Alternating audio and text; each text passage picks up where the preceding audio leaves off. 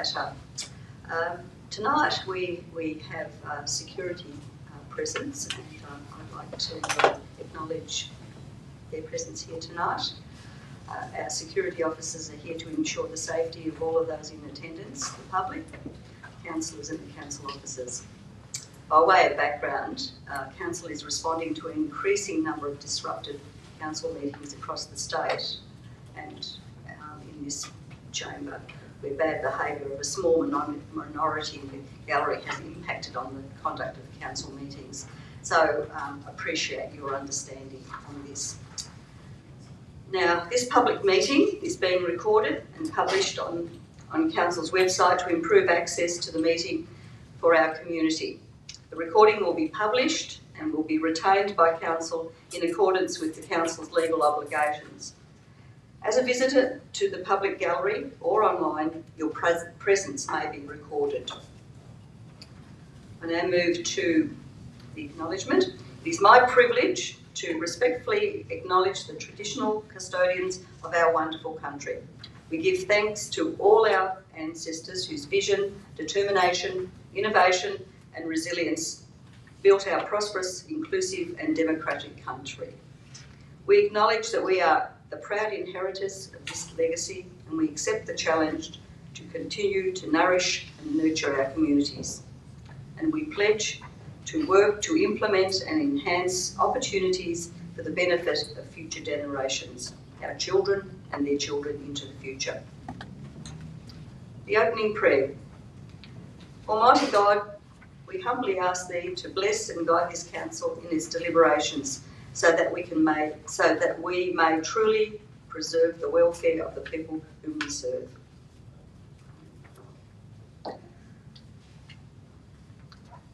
Acceptance of apologies or granting of leave of absence.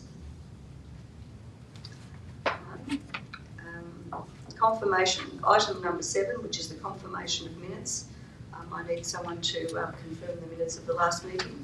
I'll move, Madam Mayor, that the minutes of the scheduled meeting on the 22nd of July and the unscheduled meeting on the 28th of July and the confidential minutes of the 28th of July be confirmed.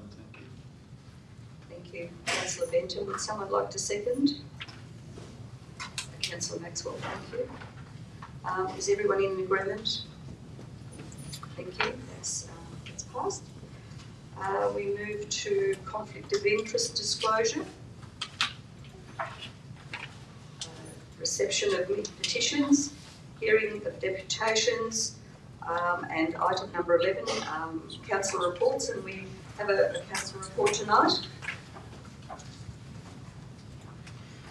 Thank you, Madam Mayor, for the opportunity to speak, to present my council report.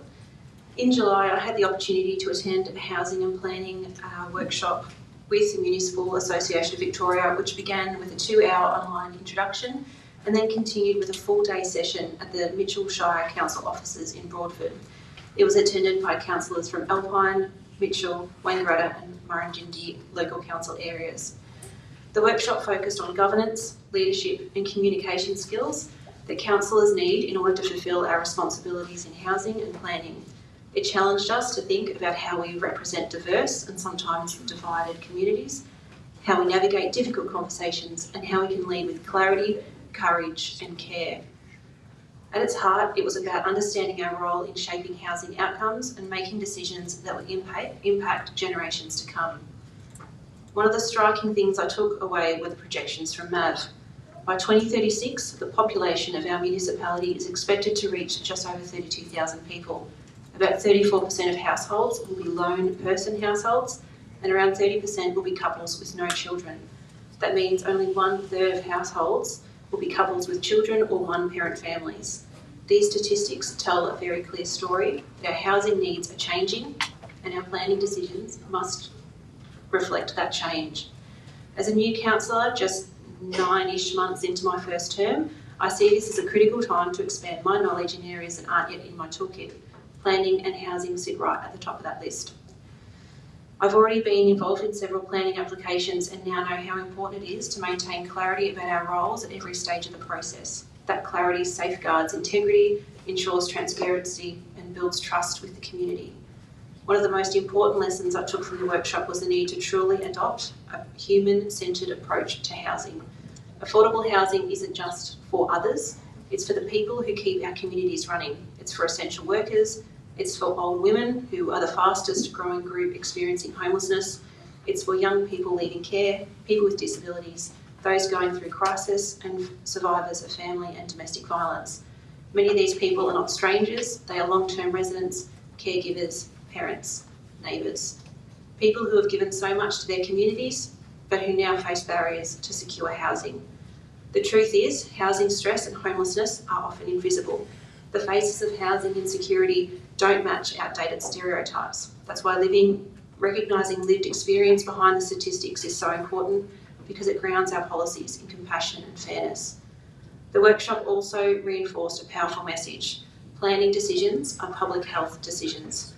For example, long commutes are linked with high risks of heart disease and obesity, and housing isn't just about bricks and mortar. It directly shapes health, wellbeing and social connection. So, what does this mean for council? For me, it means we should regularly review our planning scheme to ensure it meets today's challenges, addressing housing need, supporting economic development, protecting environmental assets and responding to climate change. But more than that, we need to remember that housing is about dignity, security and belonging. Behind every planning proposal are real people whose lives are shaped by the choices we make. If we lead with empathy, integrity and evidence, we can influence not just the built form of our towns, but also the sense of fairness and inclusion that holds our communities together. This workshop reminded me that our responsibility is not only to make planning decisions, but to help shape a housing future that reflects who we are as a community and who we want to be. Thank you, Madam Mayor. Thank you, Councillor Winters. Would someone like to move, Councillor? Thank you, Chair. Can I please move to have that report minuted? Thank you. Thank you, Councillor Fuller. Would someone like to second? Councillor Fitzpatrick. Is everyone in agreement? Thank you again, Councillor Winters.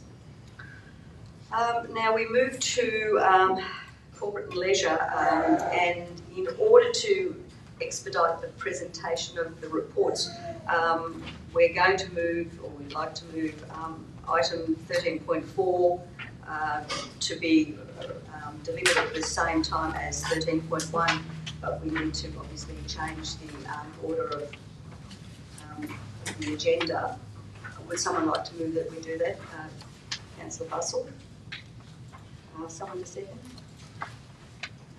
Councillor Maxwell. So, the draft 2025-35 financial plan. So I'm going to do 13.4 first, which is the draft council plan. Okay, that's fine. Evening, everybody. So for this first report, refer to 13.4. I'm presenting here this evening the draft council plan for 2025 to 2029, which includes the draft municipal public health and wellbeing plan. All Victorian councils are required to develop a 4-year council plan within a certain time period of the new council coming into their term. And we have been working collaboratively with community since about November in the lead up to developing this council plan. And what it does is sets out the strategies, priorities and key initiatives that council will deliver over the next 4 years, both broadly and also specifically to support the health and wellbeing of the community, and that's the public health and wellbeing plan part. So I want to acknowledge all the members of the community who've given us their time and ideas and suggestions in the development of the council plan. That sets out the priorities that the community has given us, and then how that has evolved into the 4 themes which are proposed in this draft council plan. Now putting it forward for councillors to consider publishing for a further period of community engagement to enable community to see the draft document and an opportunity to give final comment on that before seeking to adopt a final version. Thank you. Thank you, Director Brindley. Does anyone have a question from the audience on this particular item? Yes, could you come forward and state your name, please, for the record?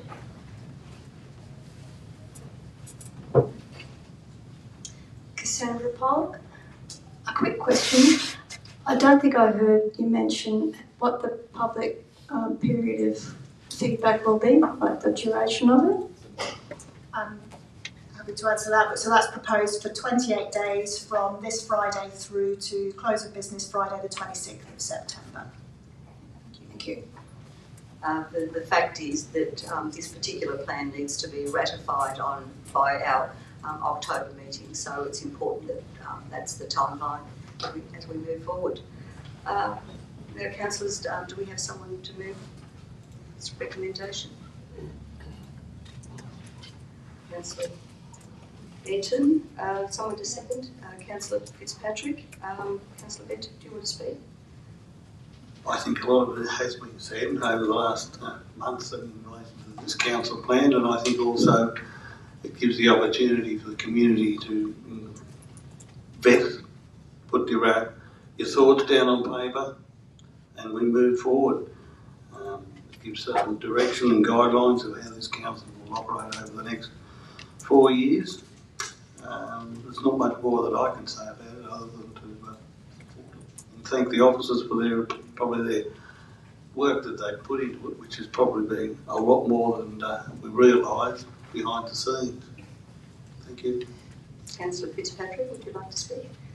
I think Councillor Benton summed up everything I was going to say. So again, just to thank the community members who have already given us feedback and the staff that have put countless hours and time into that and listening to us. But I strongly ask that community members please read this and give us our feedback and make those submissions. So thank you. Thank you, Councillor Fitzpatrick. Would someone else like to speak?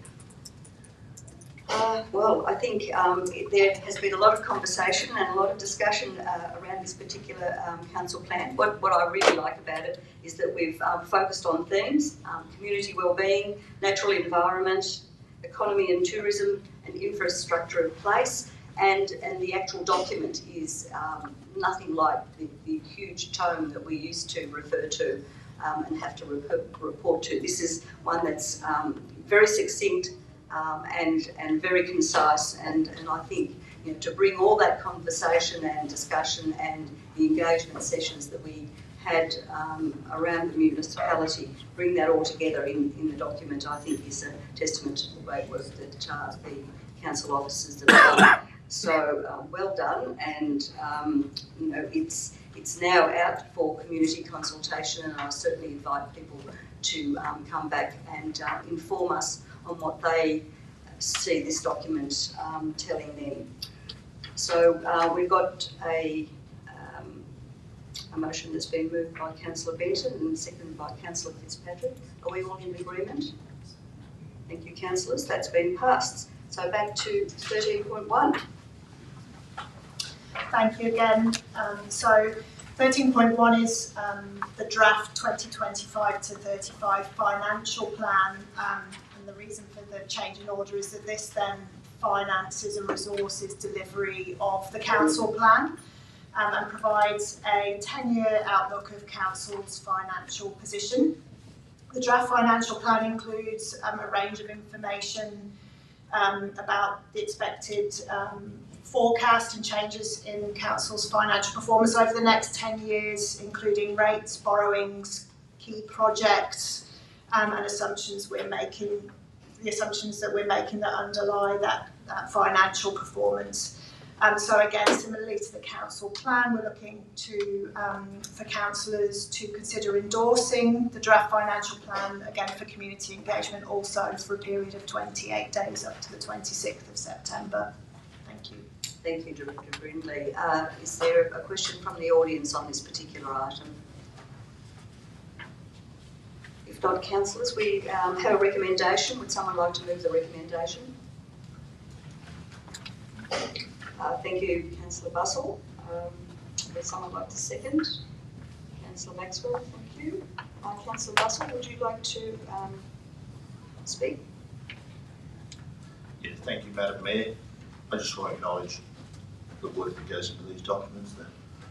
They don't look much in the front, but there's been a lot of work going behind. Thank you. Absolutely right. Councillor Maxwell, would you like to speak to this? Thank you, Madam Chair. Yes, as with Councillor Russell, I would like to sincerely thank the staff, the officers, anyone who has been involved in this. It has been a very lengthy process. We've had plenty of discussions, and I would just like to say that things are tight at the moment everywhere for everyone, and I'd just like to reiterate that so that people can understand that there's times when council has to make some pretty tough decisions, and predominantly those decisions are based around our fiscal potential. So thank you to all involved who have created this document. Thank you, Councillor Maxwell. Would someone else like to speak? And just to reiterate Councillor Maxwell's comments with regard to the budget being tight and the need for councils to focus on, I know it's a bit of a cliche, but on our core business, the things that we are there to deliver to our community. And that's why, the relationship between our council plan and our financial plan is so important, that we are able to work with our community to deliver the things that they consider to be priorities.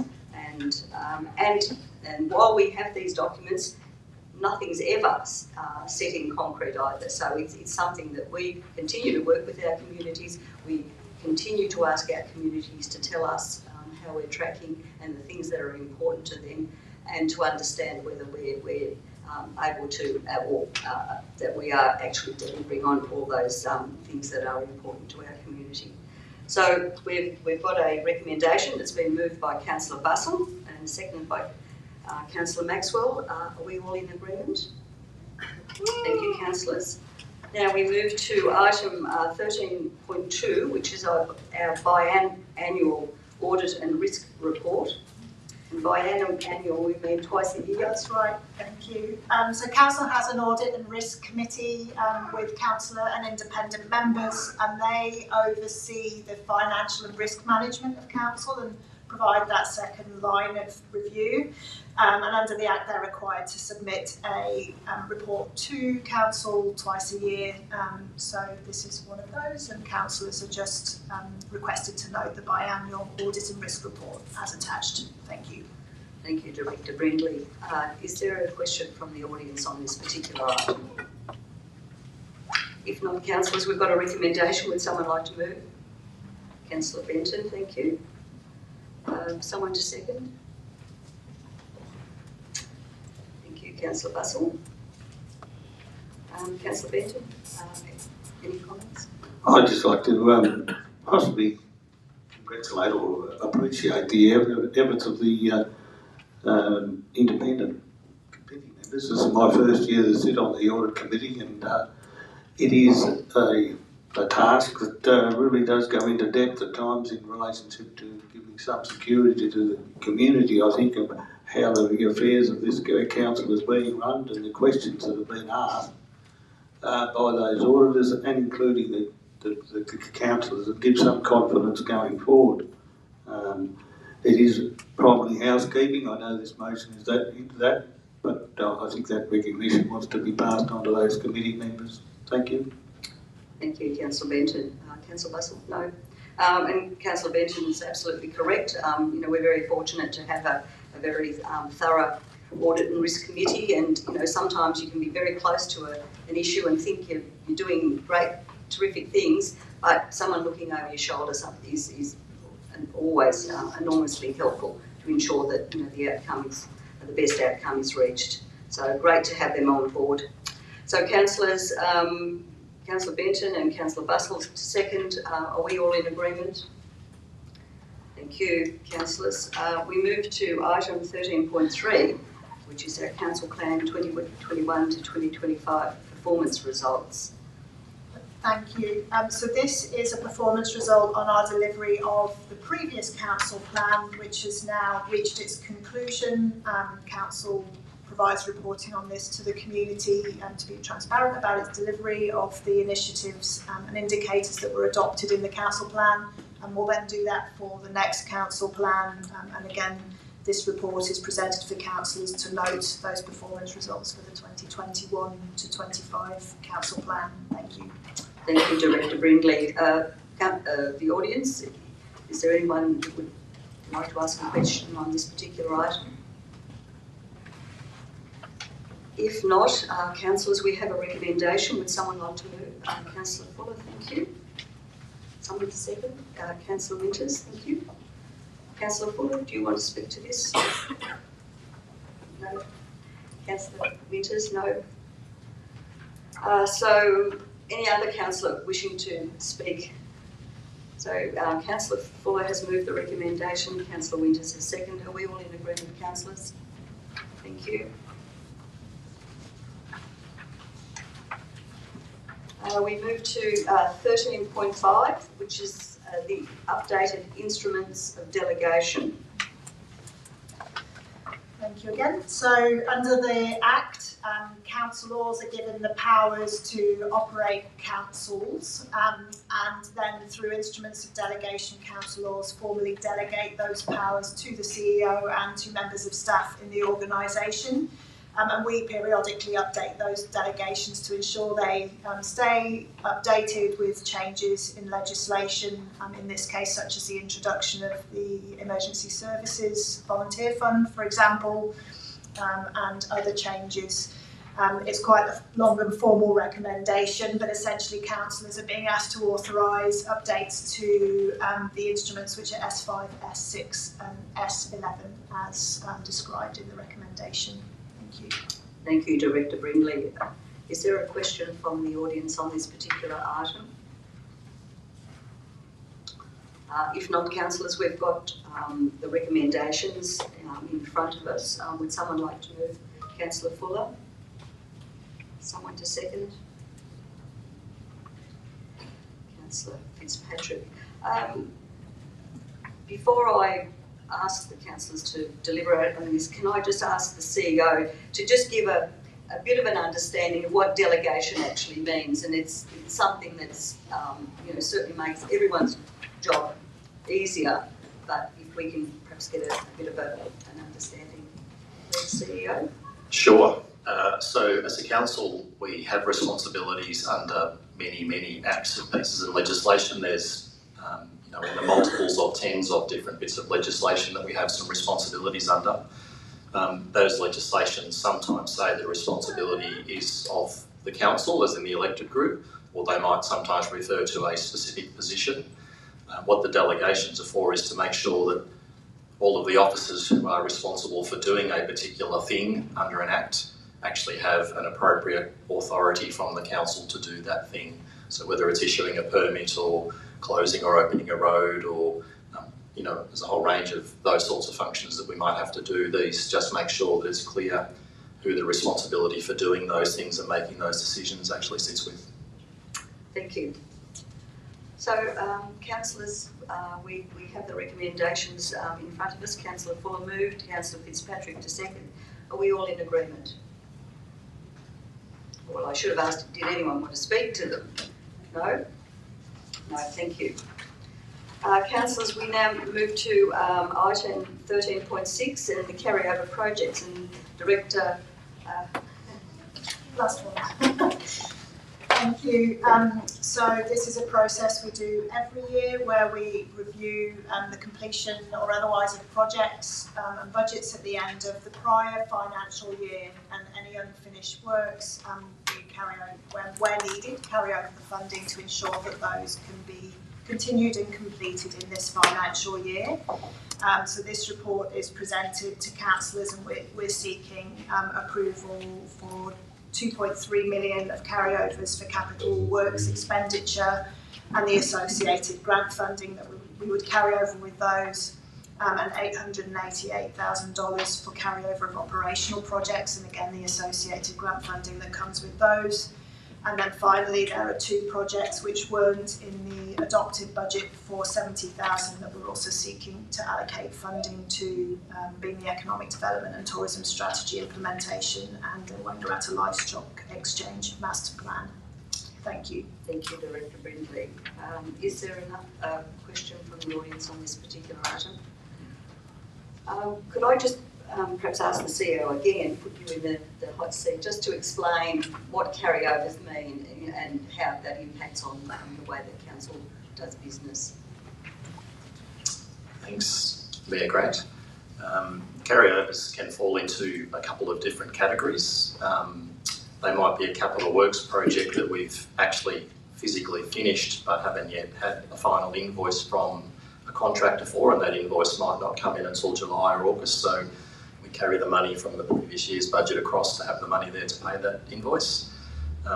Some of our bigger projects actually span 2 financial years and sometimes 3, and it's very difficult, as you can appreciate, to budget the exact amount in each of those years that would relate to a project. So there's often, we might have perhaps underspent slightly what we thought we might for a year, and we carry forward the balance to make sure it's available for the balance of the project. Or it might be that a project was delayed during the year for some reason and either hadn't been properly commenced or was physically partly underway. In those circumstances, we carry forward those budgets again to make sure that that money is available to finish that project in the new financial year. Thank you. So councillors, we've got a recommendation. Would someone like to move the recommendation? Councillor Fuller, thank you. Someone to second? Councillor Maxwell. Councillor Fuller, do you want to speak? Councillor Maxwell, would you like to speak? Would any other councillor like to speak? So the recommendation's been moved by Councillor Fuller, seconded by Councillor Maxwell. Are we all in agreement? Thank you, councillors. We now move to item 14.1, which is the property maintenance panel tender 2025. Mayor Grant, good afternoon everyone. This report recommends awarding a tender for a property maintenance panel for 1 year with 2 possible 1-year extensions. The Rural City Wangaratta provides essential support services through the Commonwealth Home Support Program, helping older residents live independently at home. Council offers basic property maintenance and home modifications for eligible clients. This panel of local maintenance providers enables us to mow lawns, keep houses in order so that people can live in their homes for longer. The recommendation today is that the Council awards the tender T17238 property maintenance panel to deliver basic property maintenance and home modifications to the 7 contractors listed, and authorises the Chief Executive Officer to sign and seal all the relevant contract documents when available. Thank you, Acting Director Thomas. Is there a question from the audience on this particular item? No. If not, councillors, would someone like to move the recommendation? Councillor Benton, thank you. Someone to second, Councillor Fitzpatrick. Councillor Benton, would you like to speak? Oh, that's just really housekeeping and making sure we're looking up, and it's good to see a lot of the local providers, business providers, putting up their hand. Yes, fantastic. Councillor Fitzpatrick, would you like to speak? Would any other councillor like to speak? So we've got a recommendation that's been moved by Councillor Benton and seconded by Councillor Fitzpatrick. Are we all in agreement? Thank you, councillors. We now move to item 14.2, which is the asset plan, and Director of Community and Infrastructure. Thank you. This report is presented to Council to seek endorsement to place the draft asset plan on periodic exhibition in accordance with the requirements of Council's community engagement policy. So this asset plan serves to define, document and present a framework of asset management best practice for the rural city of Wangaratta that guides decision making in an informed and financially responsible way. For context, we have 713 kilometres of sealed roads, 1,180 kilometres of unsealed roads, and 409 bridges and major culverts. Lots of other assets which add up to $586 million of assets. So this asset plan really forms the high-level strategy of how we manage our assets, talks to Council taking actions, improving its information about asset condition so we can make a better decision about where we spend our money on our infrastructure. The recommendations for Council to endorse the draft asset plan for community engagement, invite community submissions on the draft asset plan 2025 to 2035 for 28 days from the 29th of August to 29th of September, and then review and consider all submissions made to the draft asset plan at a future scheduled meeting. If no submissions requested to change the plan are received, adopts the draft asset plan without further resolution of council. Thank you, Acting Director Thomas. Is there a question from the audience on this particular item on the asset plan?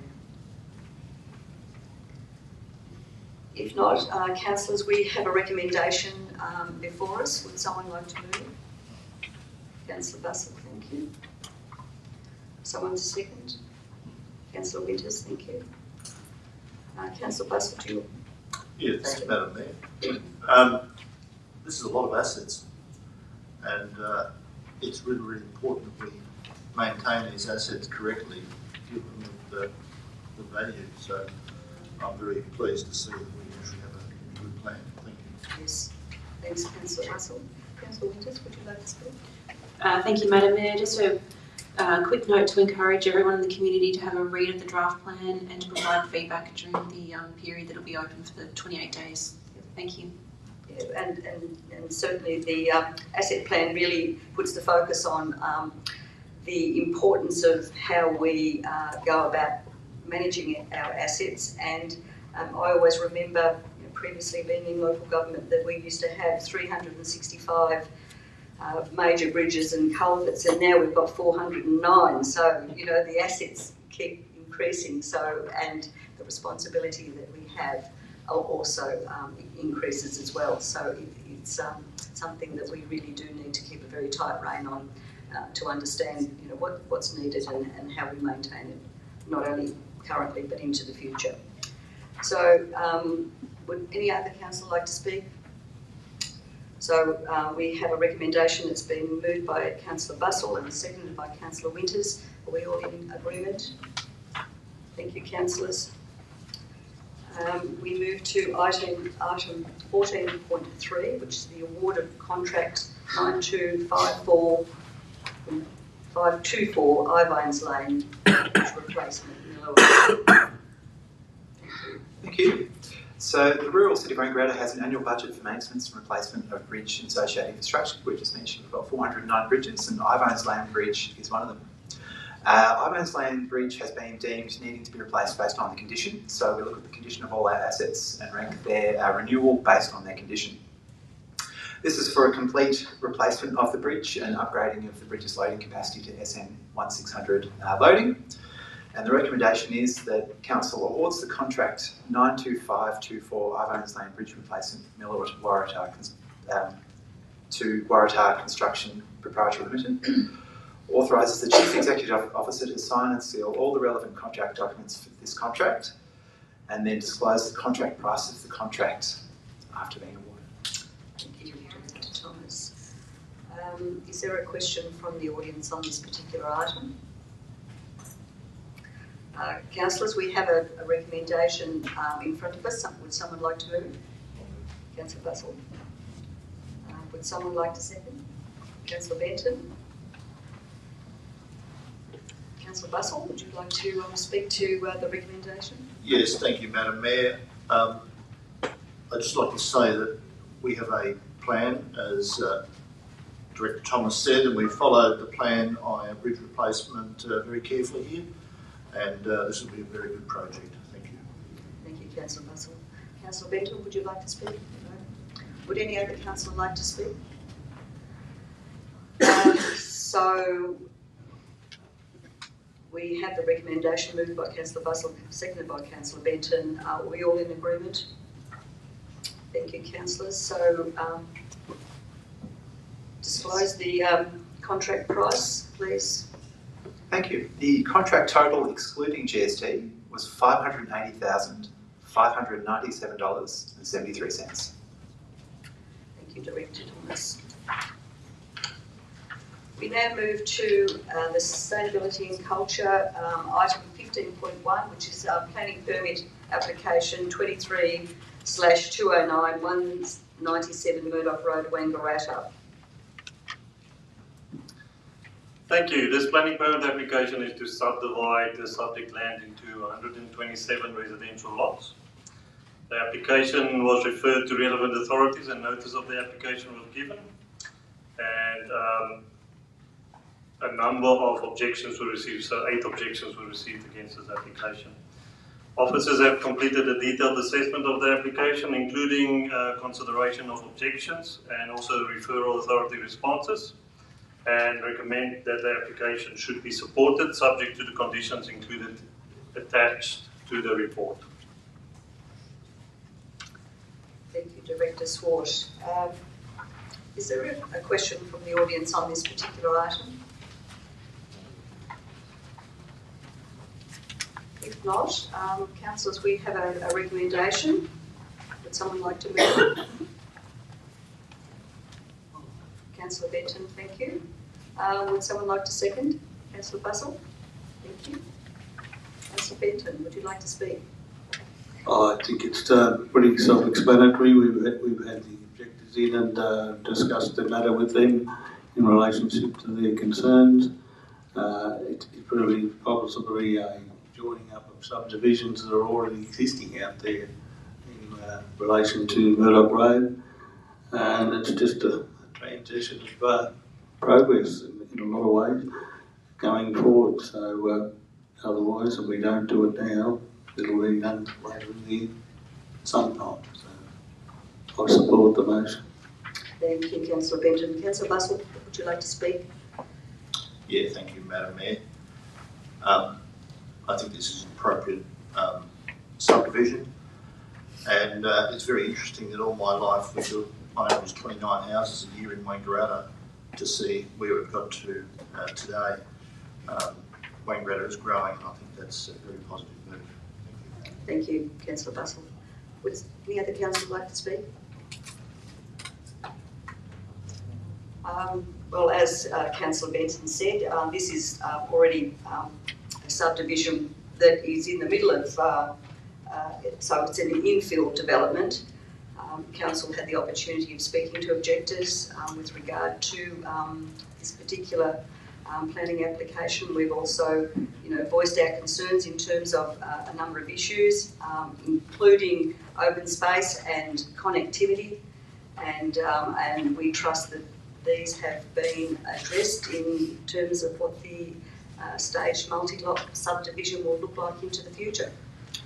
So, councillors, we've got the recommendation moved by Councillor Benton, seconded by Councillor Bussell. Is everyone in agreement? Thank you, councillors. We now move to item 15.2, which is the draft reconciliation action plan. Thank you. Council's current council plan for 21 to 25 expresses a commitment to reconciliation and includes an action to develop a reconciliation action plan. A draft reconciliation action plan has now been prepared and is attached to the report. Officers believe that the draft plan is ready for community consultation and recommends that council endorses the plan for the purposes of such consultation. Thank you, Director Swart. Is there a question from the audience on this particular item? If not, councillors, we have a recommendation, but I understand there's... Yes, Madam Mayor, I'll move that this item be deferred to be dealt with no later than a December meeting. To allow that motion. Okay. So Councillor Benton has asked that this particular item be deferred to our December meeting for further consultation. There are a number of questions that came from the actual report that have not been able to be addressed. So Councillor Benton has asked that this be deferred, and Councillor Bussell to second. Councillor Benton? Yeah, the actual wording is it to be dealt no later than December meeting.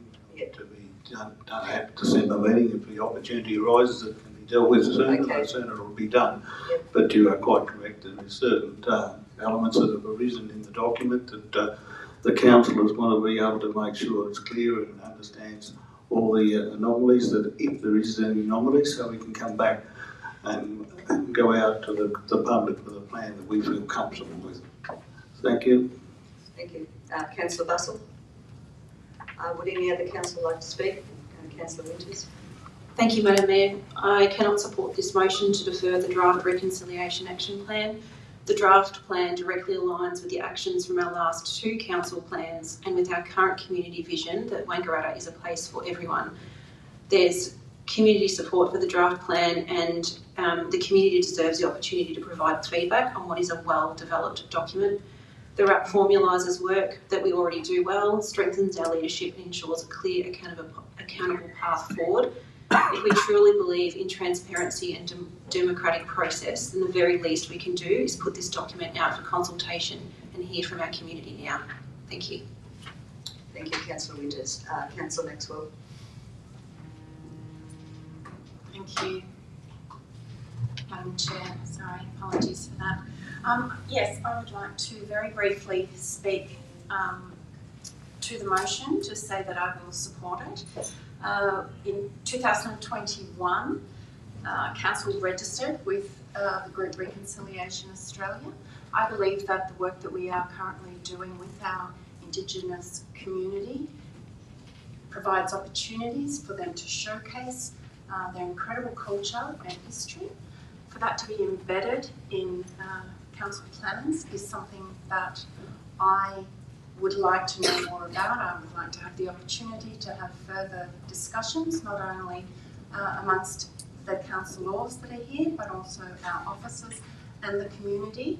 I would also like to say that one of the reasons that I am supporting this motion is that I've actually seen no evidence in previous council plans to support the need for this document. Thank you. Thank you, Councillor Maxwell. Would someone else like to speak or against? I'm certainly in support of sitting this on the table and dealing with this no later than the end of this year. As I, like Councillor Maxwell, I have more questions than answers in terms of what this particular plan will actually deliver. And I think we need to be clear when we send something out to the community, which is our absolute intention, that this will go out to the community, that we have to be very, very comfortable with what actually goes out. And at this particular point, as I said, there are more questions than answers. And so I also will support the recommendation put forward by Councillor Benton. So any other council wishing to speak? If not, Councillor Benton has moved an amendment or a new recommendation. Councillor Bussell has seconded. Those in agreement? It's been passed. Thank you, councillors.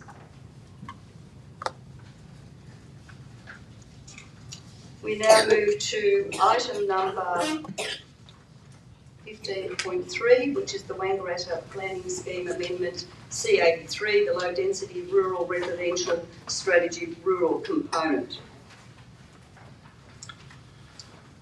Thank you. Planning Scheme Amendment C83 seeks to implement the rural component of the Low Density and Rural Residential Strategy adopted by Council in December 21.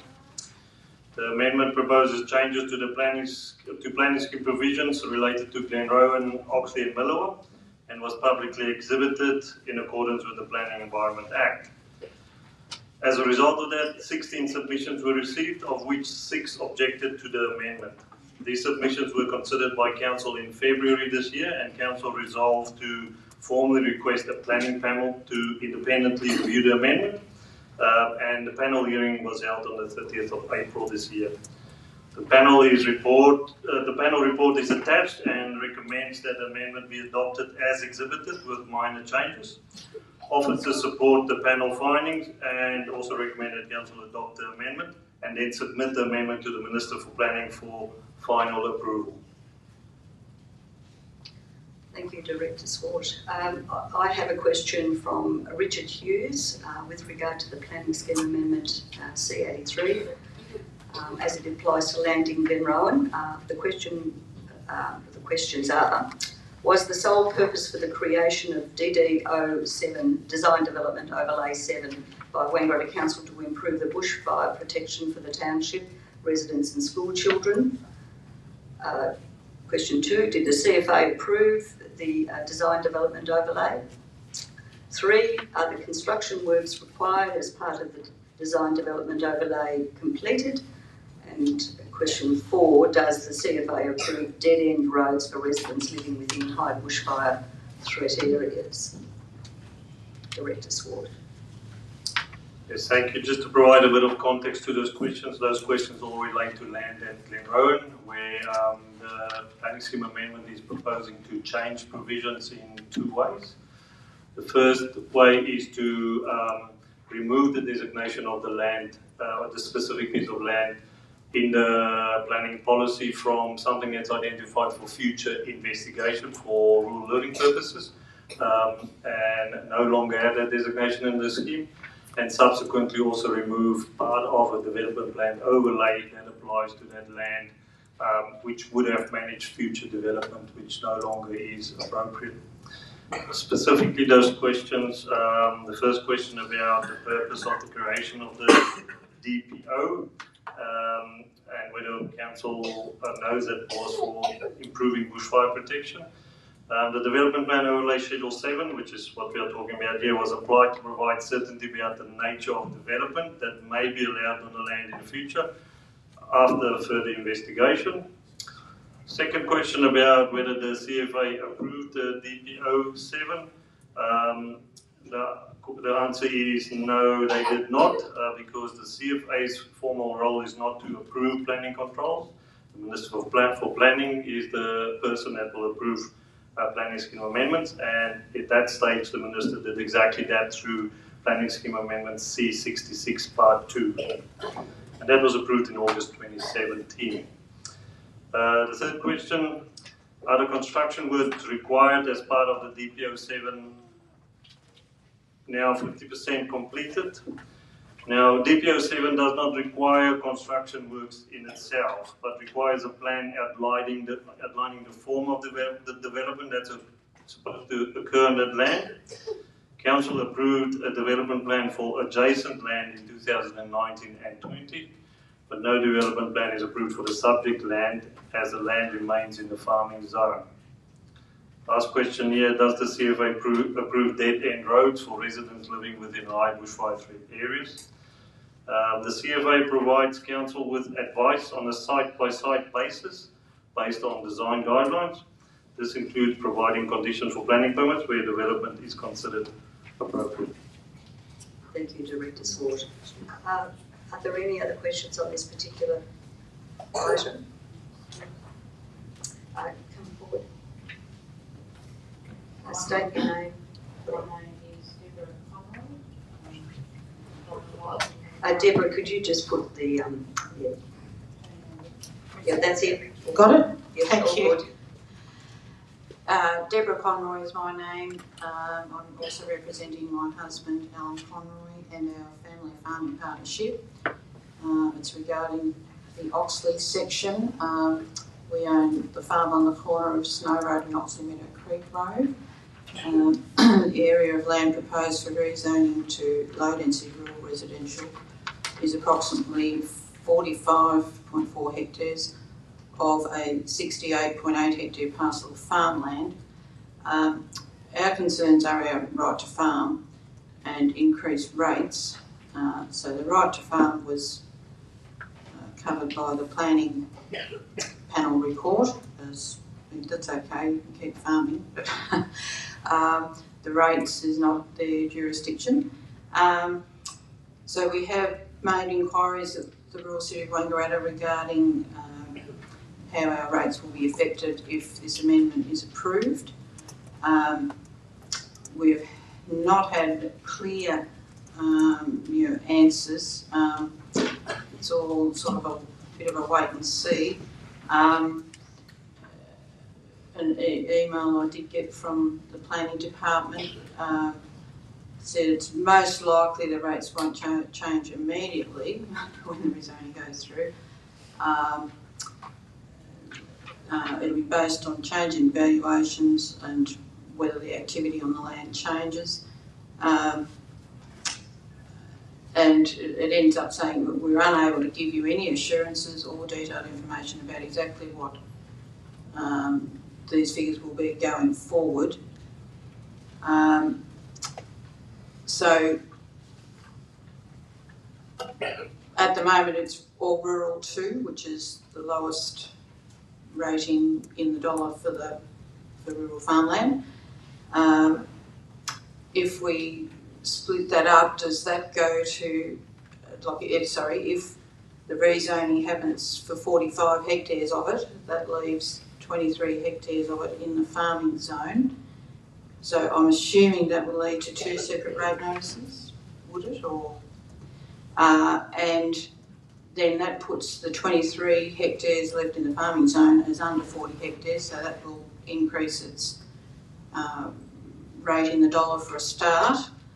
And then we've got no idea what the, for the rezoned land, what the increase in the value will be. So it's, it appears very likely we face a significant increase, which we won't find out about really for probably a year or 2. And we'd just like to comment that council is following a state government directive. There's no democracy now. The state government is dictating the terms because they will actually charge us a 50% windfall tax on the rezoned land, on top of their money grab being called the Emergency Services Levy, which is also valuation based. So we don't know whether it's going to be sustainable to continue farming on that land, but it's a wait and see. But we would like more answers on how the rates will pan out. Thanks, Deborah. Thank you for that question. Unfortunately, I won't be able to give you a specific answer about your property. So maybe I'll just talk broadly about how rates would work when land is rezoned. Typically, rates is based on the valuation of land, and rezoning of this type, I think we would all argue, would add value to the land. The rates are based on a valuation that happens every so often. I'm not actually sure, Sarah can help me with that. And then that will determine, how your rates are applied to this land. Unfortunately, it is a bit of a wait-and-see situation because we need to, first of all, see if the land's going to be rezoned. You'll recall that I said in a previous answer that even if council adopts the planning scheme amendment today, it will still have to go to the Minister for Planning for final approval. So we don't know for sure what the outcome of this is going to be. And if that rezoning does go through, then obviously the valuation of land comes into play for rates.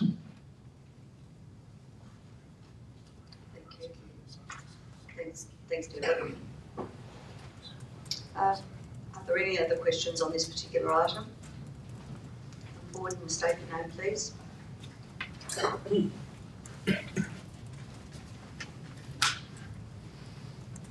My name is Richard Hughes. I presented those 4 questions earlier. Right. Am I able to make a comment? Well, I think we can probably make it. Yes, given that you've put forward the others in writing previously, you're allowed 2 additional questions on notice. Okay. Without notice at least. I lived in Glenrowan for 5 years and I'm very well aware of the danger of bushfires in that area. It's very similar to Marysville. It's uphill winds on a hot day, and because of the Venturi effect of the saddle where Glenrowan is located, these winds, the speeds are quite large and it becomes very dangerous.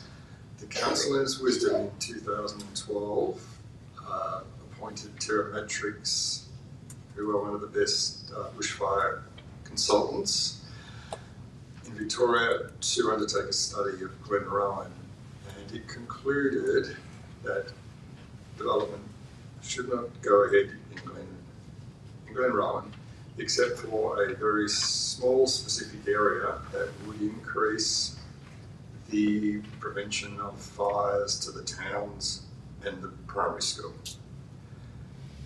That DD07 was eventually put together by the council to ensure that that work was done. The work is half done, and to not finish it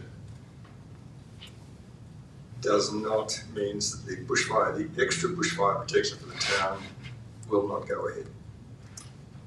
So your question is? My question is, the DDO7 exists, the council did a fantastic job in putting it together. It is the only expert consultant's report in respect to the Glenrowan area, and at this stage it's been ignored in respect to C83. I have no issues with C83, it's just that DDO7 was placed in there at the start. As Mr. Swartz reminded me, it happened at the very start. It's managed to get through the cracks, but it's in a nutshell, the term matrix report says the line of first offence for bushfire at the moment is Old Hume Highway. That is the primary school and the kindergarten. The report recommended that the line of first offence be moved 700 metres northwest, and everybody has agreed upon that. So the overlay was prepared, work is underway, and what is going to happen now when you walk away with it half done, you then create a fire trap by leaving a road as a dead-end road, which is not recommended by the CFA. So it is a strange set of circumstances, events, that has got this DDO7 included in C83. So, I reckon I'm probably not allowed to say any more. Well, okay, I'll ask Director Swart to respond to you, but I'm thinking that 2012 bushfire overlay was actually superseded, was it not? Yeah, look, to start with, I'm not sure there was a question in there, but I'll try and address the issues that I've identified through this. Just to address the last statement make about the strange set of circumstances that led us to this point. When Council completed the low density and rural residential strategy, a big part of that work was a fresh bushfire assessment. And the reason for that is that since 2014 and the inclusion of the DPO into the planning scheme in 2017, new policy was introduced into all planning schemes in the state surrounding bushfire, and that happened at the end of 2017. That policy was based on the Royal Commission recommendations, and everybody will recall that. And it was a significant shift in how we should consider bushfire in our strategic planning work, with an emphasis on prioritising human life above all other policy directions, which is a bit unusual in the planning system. We all know that the planning system tends to tell us to try and balance different policy directions out. But in this case, it's very clear that says we should prioritise human life above all other policy directions. So with that in mind, we then started a new piece of work in the form of the low density and rural residential strategy, including a strategic bushfire assessment. That assessment identified Glenrowan quite rightly as a high-risk area when it comes to bushfire, and according to guidelines and policy, we are then obligated to direct future development to other places that are safer. Sorry for the microphone, it's playing up a little bit. Now, we did that work, we identified other places where we want to rezone land that is safer.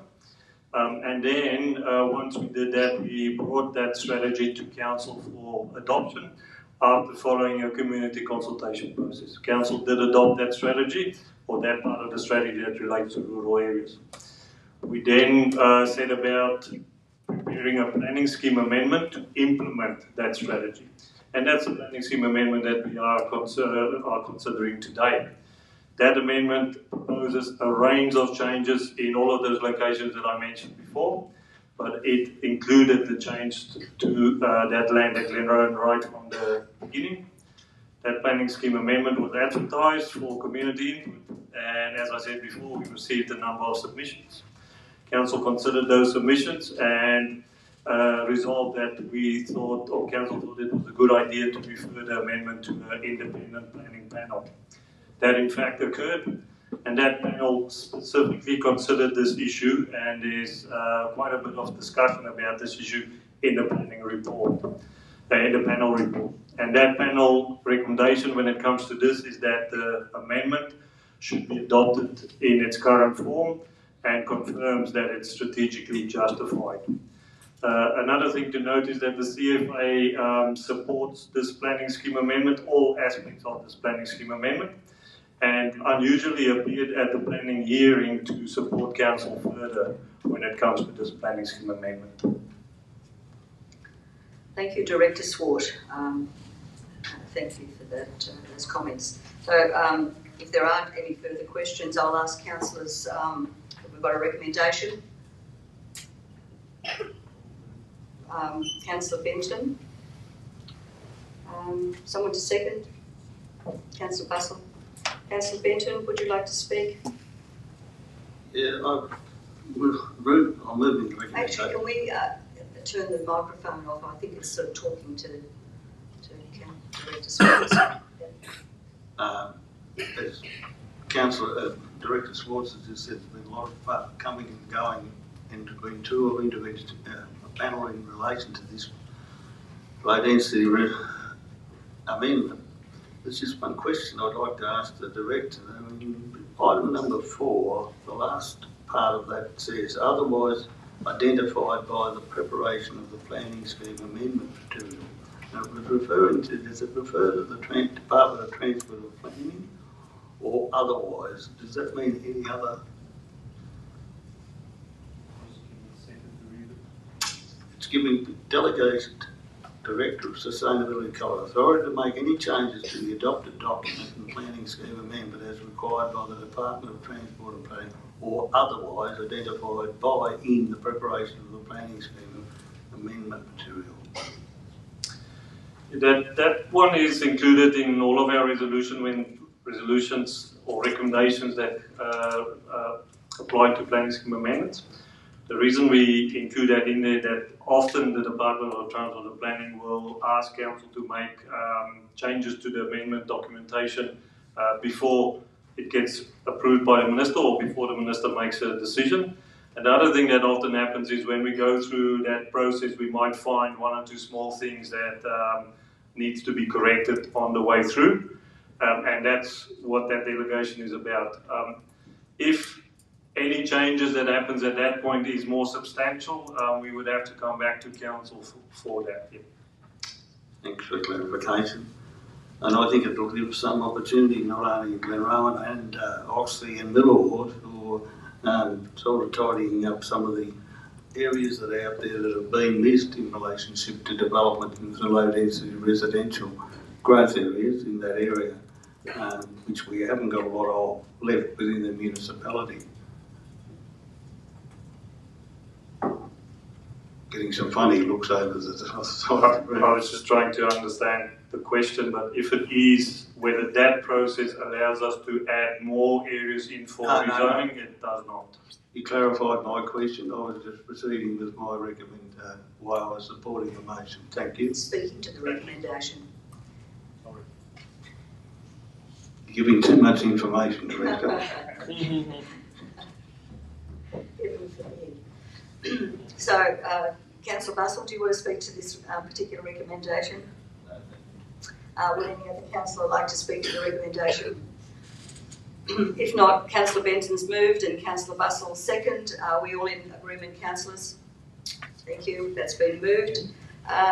We now move to, there are no special committee reports, advisory committees reports, minutes of advisory committee meetings, notices of motion, urgent business, but we come to item 21, which is public question time. I have a question here from Cassandra Pollock, and would you like me to read it out, or would you like to come forward, Cassandra? Okay.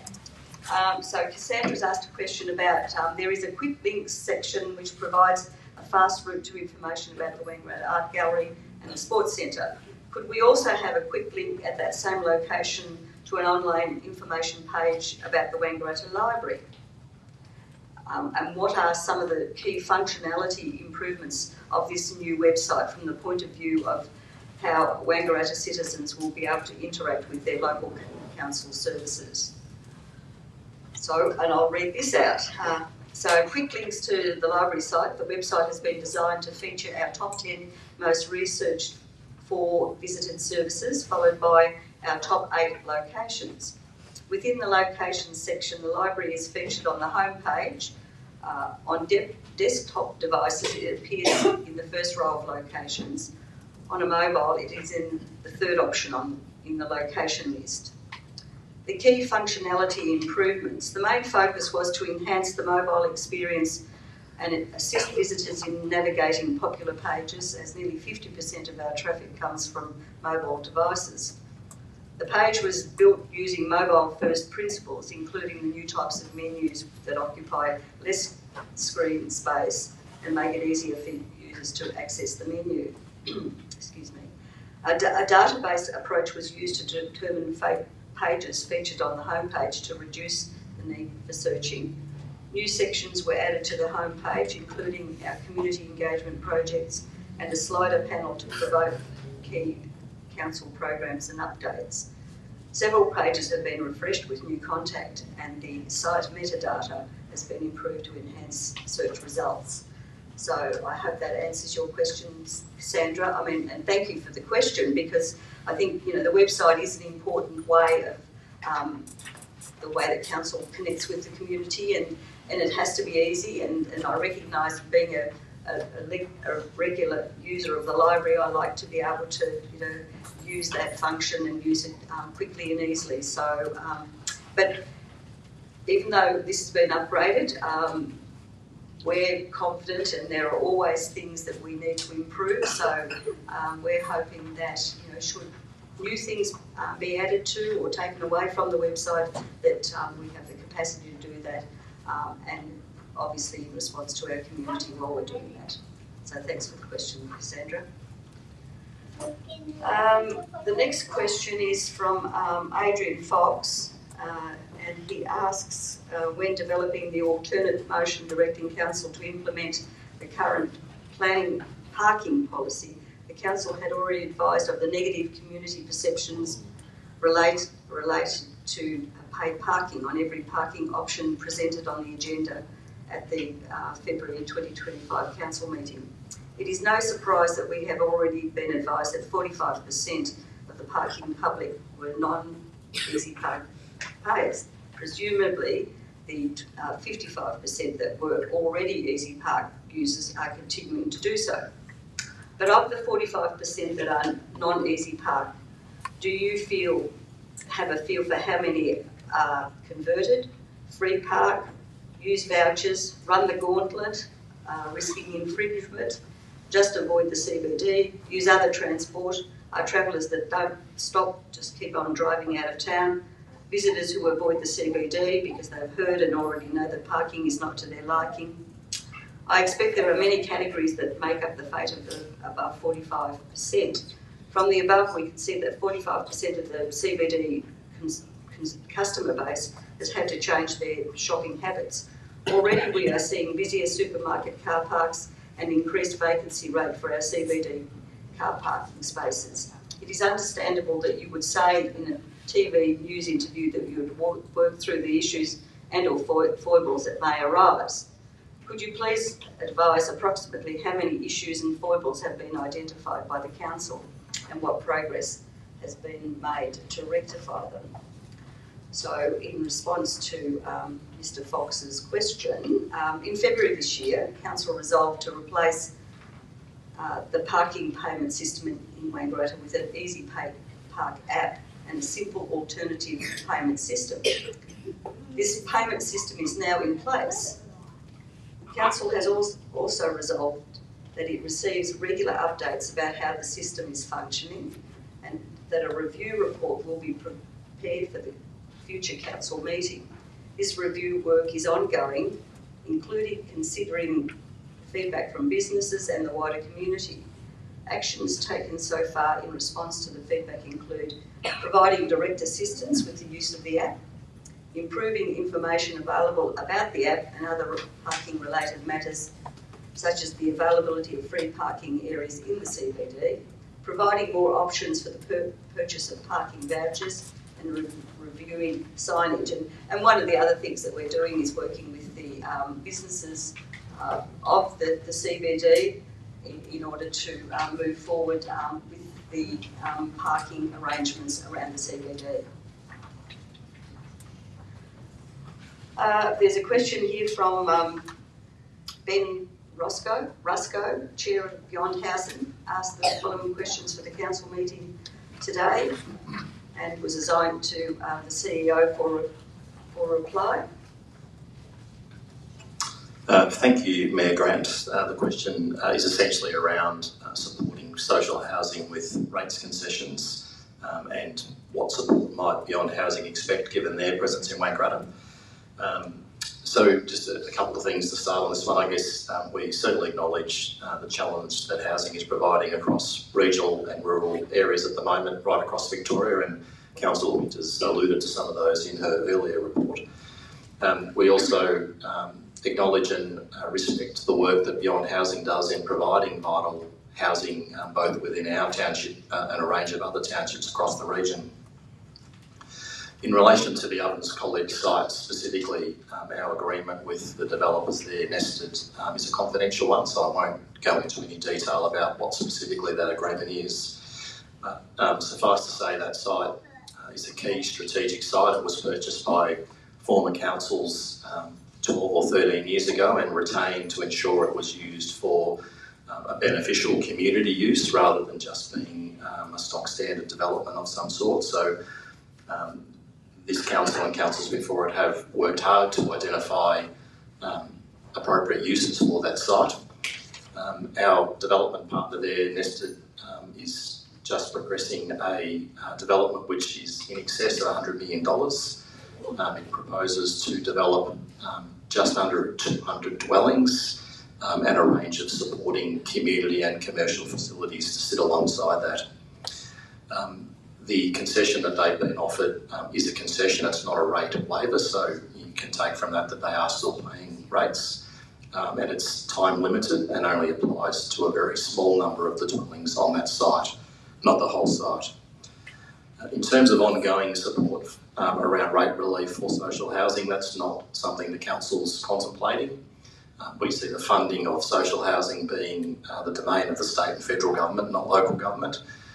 Our role is about supporting those agencies that provide housing. We can have influence on the design of developments, and we have some controls available to us through the planning scheme to influence development outcomes for housing, and those are the areas that we primarily see our role being in. We've also got a recently adopted housing and homelessness strategy, much of that work led by Ben Thomas, who's with us this afternoon. And part of what we do there is look at what projects we can do and implement to support housing projects, and also to work very closely with the various housing agencies that are involved in the provision of social and affordable housing specifically. Thanks, Brendan. Are there any other questions from the gallery?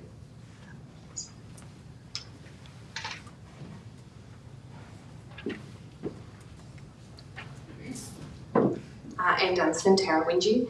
I would love to congratulate the council on the economic development team for sending the emails that we get almost monthly around projects and things that are happening. My only feedback on that is that it was the first time that I saw the infrastructure project for the Wombat crossings that are now going to be installed in Ford Streets, 2 in Ford Street and 1 in Faithful Street, and we're going to have a pedestrian crossing in Reed Street. The email went out today at 1:30. The consultation or information drop-in sessions were actually closed at 1 o'clock today. So there was a drop-in session last Thursday and then one today. So the emails received after those drop-in sessions. So probably the timing of that was a little bit off. So if that could, be taken into consideration when those emails are being circulated, that'd be great. In relation to the wombat crossings, are they going to be considered how you're going to install them? For instance, the ones outside the coastal are a lot smoother and less aggressive compared to the ones outside Safeway car park. Yes, thank you. Just want to apologise for that communication issue. If you do want to meet with us individually, I'm more than happy to meet to discuss. I'm happy to give you details afterwards when we catch up. The wombat crossings will be a 75mm high one, which will be similar to the ones at the coastal there, so the same sort of more gentle approach to those crossings. So that takes into consideration all the school buses that use that, and emergency services, etc. Correct. Yeah, no, it's definitely a low profile, which allows for those large vehicles to get through. Yeah, thank you. In relation to the parking badges, love it, but could we make them smaller because they're actually quite obstructive on your windscreen? So, and my final question today, if possible, is through the chair, through Councillor Winters. The meeting was closed last meeting before I was able to ask the question. We had the community grant program released at last meeting, which was 14.5. And you made a comment to say that you can't support the distribution of the council funds because you felt that it was inequitable. What were your reasonings behind that? Councillor Winters, do you want to respond, or would you like to take that on notice and provide a response back to Anne? I'm happy to take that question on notice, Anne. Thank you. Okay, thank you. Are there any other questions from the audience? State your name, please. Kate Burns. How you doing? Good, thanks. How are you? Yeah, good. This is first time for me. Thanks for having me. Yeah, just with the just seeing how the different items are put forward to the councillors to either endorse or otherwise different recommendations that get made by the different departments. So I'm looking at it and thinking a draft plan is simply a plan. It's something that is a working document that allows for amendments, changes and input from people. It's not something that the council is committing to adopting. It's just allowing that draft to have some additional inputs and things like that. So, and I didn't realise the format of how things would work, so perhaps should have put my hand up to ask, but didn't realise there was going to be a motion to delay. Well, yeah. Okay. So my question, I won't go back to that point, but my question is, how does council determine when an item or report should go out for public consultation? And that, you know, it would seem there appeared to be a sense that council wanted to,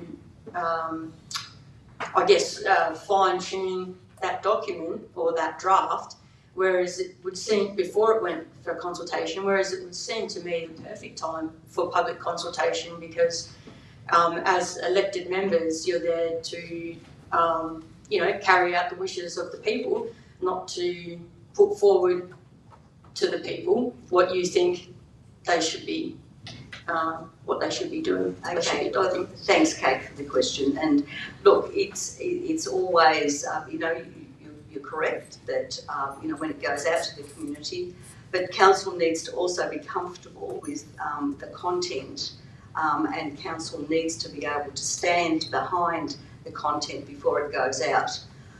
And this was just one of those that we felt we would like to have more information on. It wasn't something that had to be urgently decided. There's already been a huge amount of work that's been done in that space. So we felt that there are a few things that needed to be clarified for us.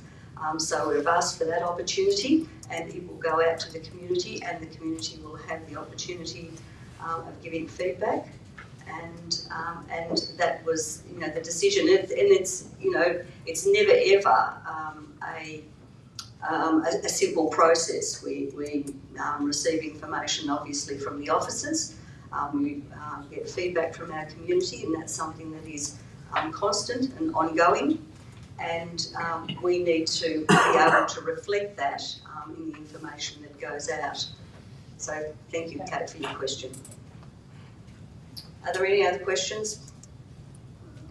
Well, thank you everyone for your attendance this afternoon, and I'll now formally close the meeting.